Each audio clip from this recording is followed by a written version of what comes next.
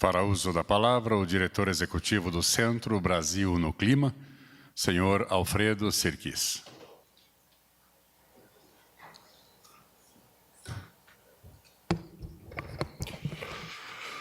Senhor presidente, senhores ministros, presidente da Câmara de Deputados, meus amigos e minhas amigas, esse é um momento verdadeiramente extraordinário.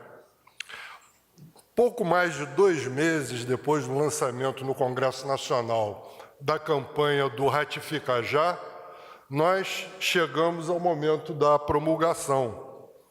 Eu, como ex-deputado, me recordo pouco de matérias que tenham andado tão rápido nas 2 casas do Congresso Nacional. E esse fato é indicativo de um momento de unidade nacional. Um momento em que todas as facções políticas se congregaram no Congresso Nacional para, em primeiro lugar, votar urgência e depois para aprovar a autorização de ratificação, tanto na Câmara quanto no Senado. Eu queria destacar pessoas que tiveram um papel absolutamente fundamental. No caso da Câmara, o nosso deputado, Gussi, foi quem conseguiu o regime de urgência para esse projeto de decreto legislativo. No Senado, o Fernando Bezerra Coelho não só conseguiu, como conseguiu antecipar a votação, aproveitando a visita do ilustre ministro do Marrocos. Ainda conseguiu, de tabela, render uma homenagem ao país que vai sediar a próxima reunião das Nações Unidas para o Clima, em novembro. É importante frisar que esse momento ele é produto de uma política de Estado que vem se desenvolvendo, vem da época do presidente Fernando Henrique Cardoso, passou pela época do presidente Lula, da presidente Dilma e agora continua com o presidente Temer. O momento da votação no Senado foi muito simbólico desse momento de unidade nacional. Em primeiro lugar, todos nós sabemos, num momento de extrema tensão política, de conflitos exacerbados, de paroxismo, e, no entanto, os nossos parlamentares, deputados e senadores tiveram a lucidez de deixar de lado, naquele momento, a polarização política para todos juntos votarem por unanimidade em regime de urgência na Câmara e no Senado a ratificação do Acordo de Paris. E assim tivemos a sessão presidida pelo vice-presidente do Senado, Jorge Viana, e a relatoria feita pela senadora Cátia Abreu. Então, acho que isso aí é extremamente importante. Quero dizer que o Brasil foi, sim, o primeiro país, a primeira grande economia, a primeira grande democracia emergente a ratificar o Acordo de Paris.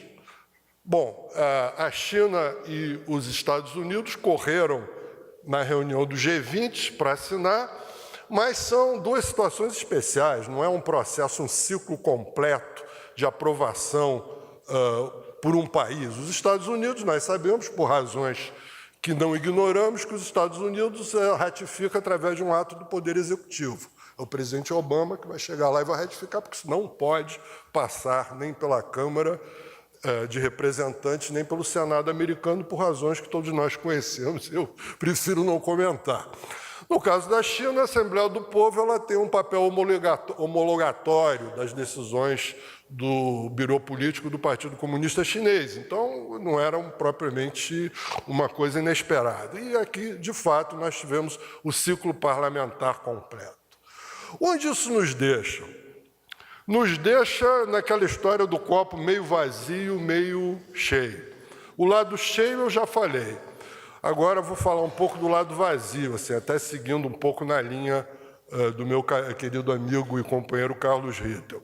Se todos os países signatários do Acordo de Paris forem cumprir religiosamente as suas respectivas INDCs, nós vamos chegar ao ano de 2030 com uma sobra de emissões da ordem de 15 gigatoneladas, ou seja, uma China e meia de emissões a mais do que a gente precisa para uma trajetória de 2 graus.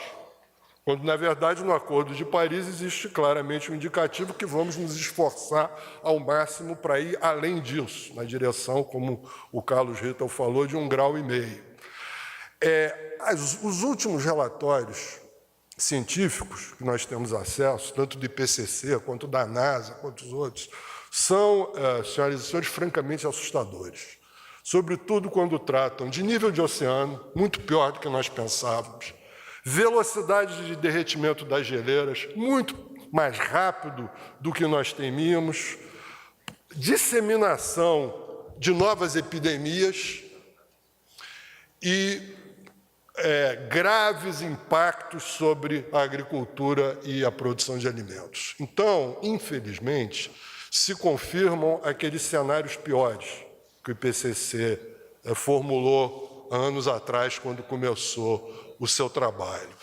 Então, diante disso, é necessário fazer mais. O Acordo de Paris prevê a revisão quinquenal, ciclos de revisão quinquenais em relação às NDCs dos vários países. Nós temos que, além de ver como que nós vamos cumprir a nossa INDC, em breve NDC, como nós vamos cumprir essa, já começar a preparar a próxima em 2020. E temos também que pensar numa estratégia de longo prazo, ou seja, uma estratégia cujo alvo é 2055, 2060. Não estaremos lá, sabemos disso, mas os nossos filhos estarão, os nossos netos estarão.